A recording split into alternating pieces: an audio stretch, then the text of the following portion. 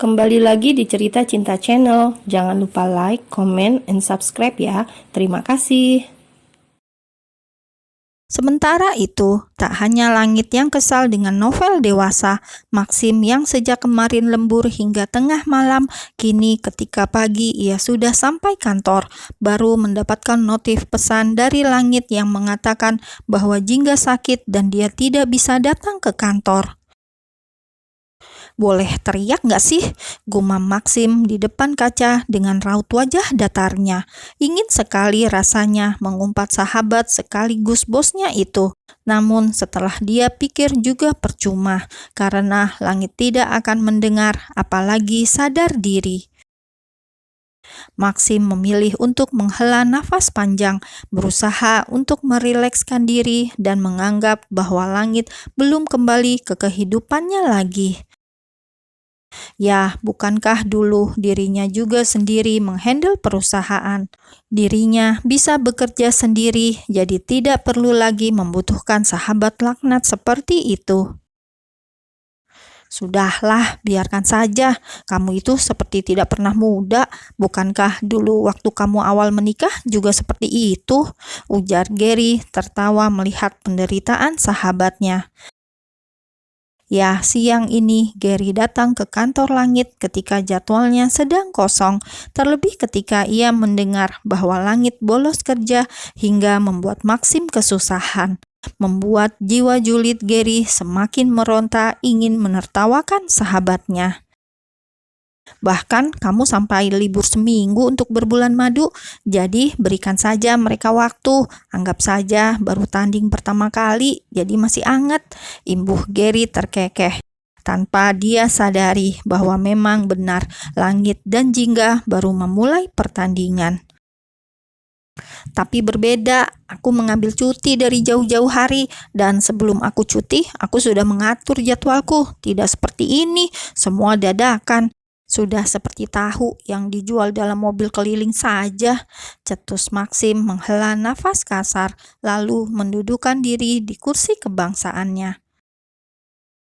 "Sudahlah, nikmati saja hari-harimu," ledek Gary yang lagi-lagi tak bisa menahan tawa ketika melihat wajah Maxim yang selalu ditekuk. Sore harinya, Langit yang masih melihat Jingga tertidur, akhirnya dia memutuskan untuk pergi keluar sebentar. Sementara Jingga yang sudah tak merasakan dekapan hangat dari Langit lagi, langsung membuka mata dan mencari keberadaan suaminya. Berulang kali Jingga memanggil, namun tidak ada sautan, hingga akhirnya Jingga memilih keluar kamar dan mencarinya di ruang kerja. Kosong juga. Jingga keluar untuk melihat mobil, dan benar saja Langit pergi keluar menggunakan mobil, namun tidak pamit padanya. "Kamu kemana sih, Mas?" gumam Jingga dalam hati menatap sendu pada jejeran mobil dalam garasi. Jingga pun akhirnya memilih untuk kembali ke dalam kamar dan mencari hiburan lain, karena saat ini kantuknya sudah menghilang dan pikirannya sedang kacau mencari tahu kira-kira kemana Langit pergi tanpa berpamitan dengannya.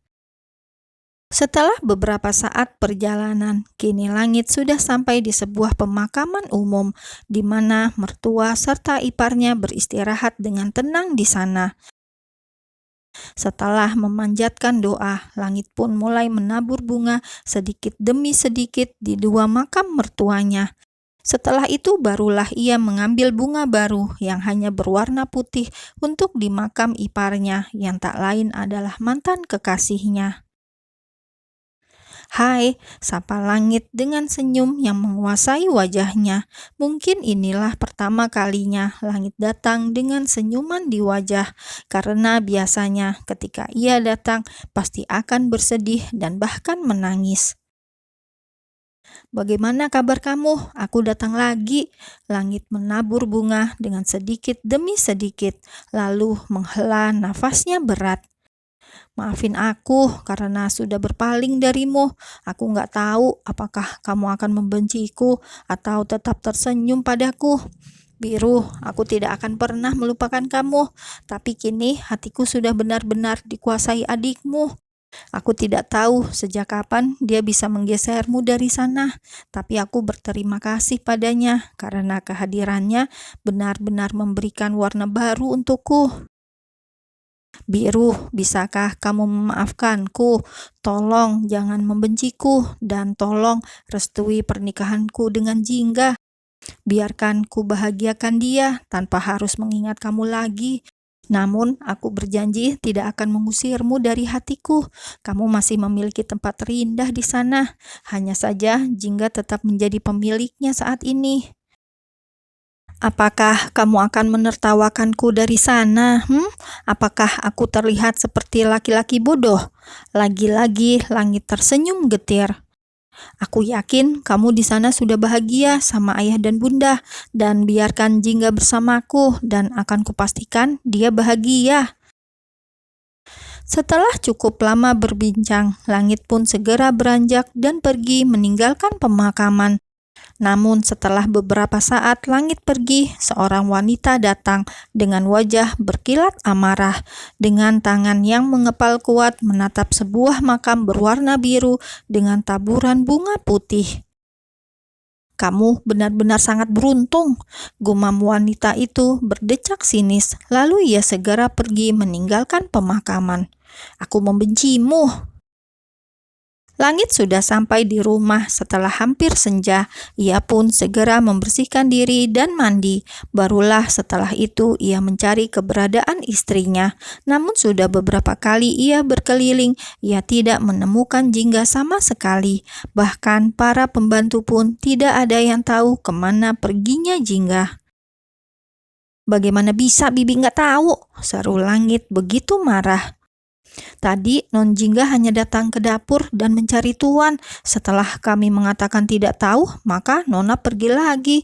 Dan saya pikir Nona pergi ke kamar," jawab Bibi sedikit bergetar karena takut.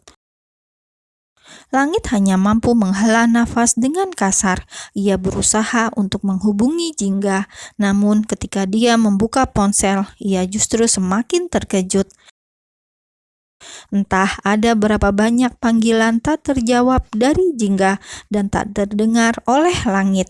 Ya, karena ponselnya sengaja ia silent sejak kemarin sore agar tidak ada yang mengganggu pertandingannya dan ia lupa untuk mengganti ke mode normal. "Sit!" umpatnya begitu kesal. Lalu ia segera menyuruh para pembantu di rumahnya untuk berkeliling mencari Jingga. Sementara Langit, ia masih terus berusaha menghubungi Jingga sambil menyetir. "Kamu di mana, sayang?" gumam Langit tanpa sadar memanggil Jingga dengan sebutan sayang. "Thanks ya, Rey," ucap Jingga ketika sudah sampai di depan rumahnya. "Lain kali jangan keluyuran sendiri, pakai acara pindah nggak bilang-bilang, dan sekali lagi maaf karena sudah salah paham," jawab laki-laki remaja yang tak lain adalah Raihan. "Bukan Raihan namanya kalau nggak pernah salah paham, makanya tuh punya mulut dipakai. Jangan asal menyimpulkan sesuatu dengan otak sendiri. Udah tahu otaknya konslet sejak lahir, pakai acara sok-sokan mikir sendiri. Pusing kan? Gak enak kan? Ya iyalah," cerocos Jingga panjang lebar seraya memanyunkan bibir dengan kesal. "Jangan mulai lagi, aku sudah minta maaf sebanyak 21 kali loh." "Lah, berarti kamu gak ikhlas?" "Bukan gak ikhlas, cuma kesel kalau inget," jawabnya sedikit ketus. "Dahlah, sana pulang. Besok-besok kalau mau main langsung ke sini aja, aku udah gak bisa datang ke sekolah." Raihan menganggukkan kepalanya, lalu segera pamit untuk pulang. Tadi dirinya tidak sengaja bertemu dengan Jingga di pinggir jalan, dan Raihan pun segera mengajak Jingga untuk pergi ke taman karena ada yang ingin dia bicarakan. Hal yang ingin dibicarakan oleh Raihan tak lain dan tak bukan adalah soal salah paham mengenai Jingga yang sudah menjadi sugar baby dari dua laki-laki dewasa.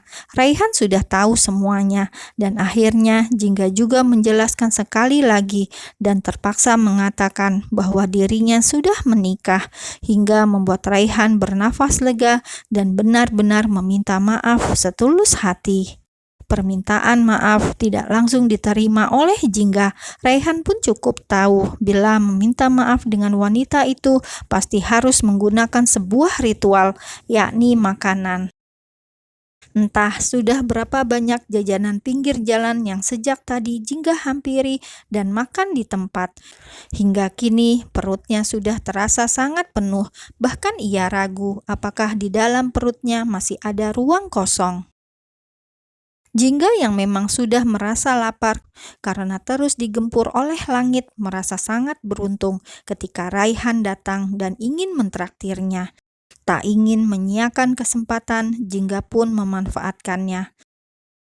Setelah memastikan mobil Raihan menghilang, Jingga pun segera membuka pintu pagar dan hendak masuk. Namun baru saja dirinya hendak menutup kembali pintu pagar itu, ia melihat mobil suaminya baru datang. Ia pun segera memanggil satpam rumah agar membuka pintu agar lebih lebar. "Dari mana saja sih? Seharian ngilang, jam segini baru pulang," semprot Jingga sambil berkacak pinggang di depan mobil langit. Bibirnya memanyun dengan nafas naik turun menahan kesal karena mengira langit baru saja kembali sejak siang tadi. "Kamu dari mana saja?" kata langit balik bertanya dan ia pun segera memeluk Jingga dengan begitu erat. "Kenapa sih orang ditanya malah nanya balik?" cetus Jingga masih kesal lantaran ditinggal sendiri di rumah.